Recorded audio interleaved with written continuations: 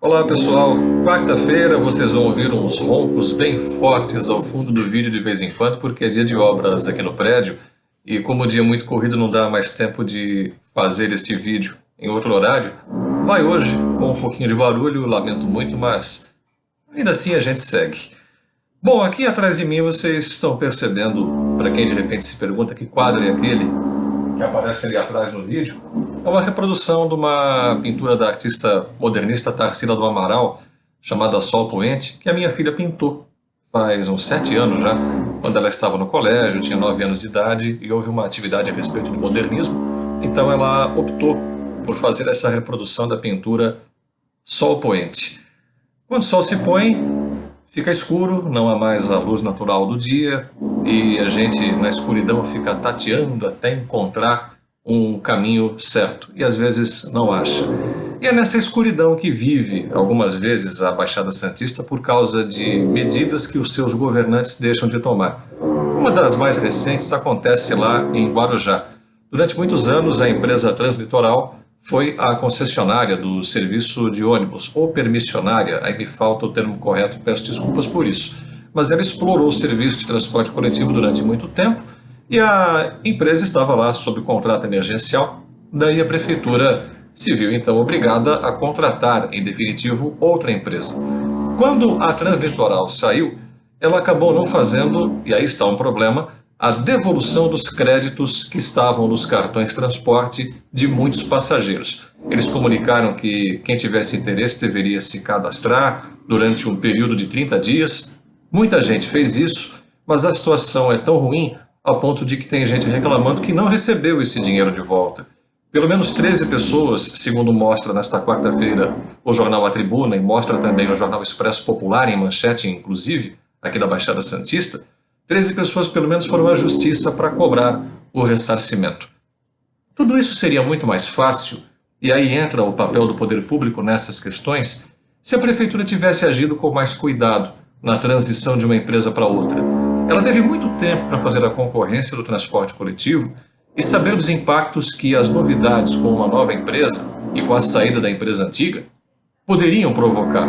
Por exemplo, a mudança dos itinerários dos ônibus em Guarujá é um problema que ainda aflige as pessoas. Tanto que está marcada para esta semana lá em Guarujá uma audiência pública para discutir com as pessoas essas mudanças de itinerário que foram feitas e que vão mexendo muito com a vida das pessoas. Tem gente que ainda não consegue saber exatamente qual ônibus vai pegar, se vai pegar um coletivo só para poder chegar ao seu destino, para voltar para casa.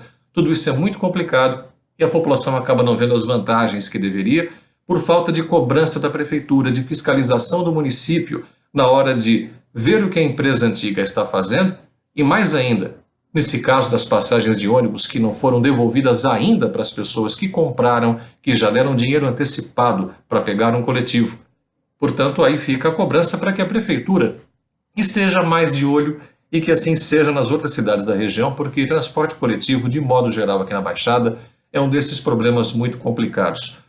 Outra questão em que a gente está envolvido numa escuridão é uma aparente omissão, por exemplo, da Prefeitura de Santos, das autoridades sanitárias do Estado, do Ministério da Saúde, em relação à operadora de navios MSC, que no mês passado, aqui em Santos, teve um transatlântico, o MSC Civil, que atracou com parte da tripulação doente, com sarampo.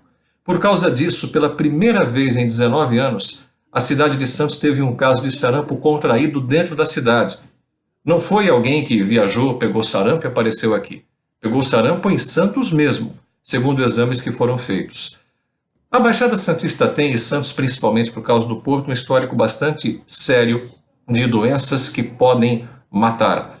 Entre o final do século XIX e o começo do século XX, o equivalente a metade da população de Santos, cerca de 22 mil pessoas morreram em decorrência de várias doenças, malária, febre amarela, tuberculose, e tudo isso só foi resolvido graças ao projeto dos canais de escoamento de água e de dejetos também, que foram planejados por Saturnino de Brito, que hoje é um herói da engenharia e que deve ser sempre lembrado aqui na cidade de Santos. Faltou conversar com a empresa, cobrar dela providências em relação ao fato de que ela trouxe pessoas doentes aqui para Santos e transmitiu aqui uma moléstia que não pegava mais, sarampo, há quase 20 anos, e talvez a empresa devesse ser cobrada a ressarcir a cidade por todos os gastos que teve com vacinação de pessoas, com compra de doses adicionais, com os funcionários que acabaram ficando doentes e afastados, 2 pelo menos, por causa de sarampo, e até pelos prejuízos morais e materiais que a cidade pode sofrer se uma notícia como essa, em tempo de redes sociais, se espalhar com muita velocidade e manchar a imagem de Santos. Santos, que há 120 anos era um porto maldito, foi muito difícil reverter essa imagem. Hoje em dia, se essas coisas não tiverem controle, isso pode acabar acontecendo também. Outra cobrança deve ser feita pelo governo federal à Libre Terminais, a empresa que tem instalações na ponta da praia, que anunciou o fechamento das atividades e que deve pôr 500 trabalhadores na rua muito em breve. A cobrança nem é tanto pelos empregos que deveriam ser mantidos nestes tempos ainda de crise, mas pelo fato de que não se sabe como deixaram a Libra operar no terminal, ter uma prorrogação irregular de contrato que acabou sendo suspensa, cancelada aliás depois, operou em períodos em que o porto foi tendo recortes sucessivos de movimentação de carga e, portanto, um faturamento absurdo. E ainda assim, a Libra está devendo, conforme já é reconhecido, mais de 2 bilhões de reais para a Companhia Docas do Estado de São Paulo. A Codesp é uma empresa estatal, pública, portanto, pertencente a mim, pertencente a você, ao contribuinte, que tem esses 2 bilhões de reais para receber.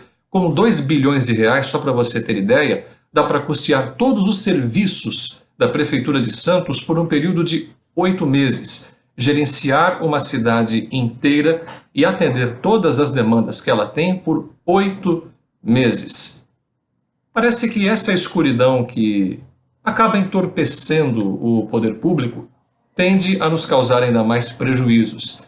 É preciso que esse sol, no sentido figurado, volte a nascer, e isso será somente com a cobrança da população às autoridades, por meio de contatos com seus representantes, deputados federais, deputados estaduais aqui da Baixada Santista, talvez até senadores, ministérios, Palácio do Planalto, há muitos canais de comunicação para queixas, para que eles finalmente despertem, acordem para um novo dia, para uma realidade diferente aqui para a Baixada Santista, e que também se exerce essa mudança pelo voto consciente e adequado. Temos eleições municipais ano que vem.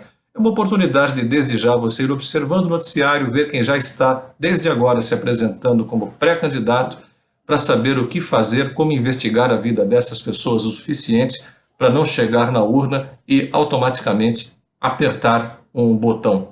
Não basta isso. É preciso cuidado, fiscalização, e isso começa com a população, para que o poder público também, sempre cobrado e custeado por nós, faça a sua parte.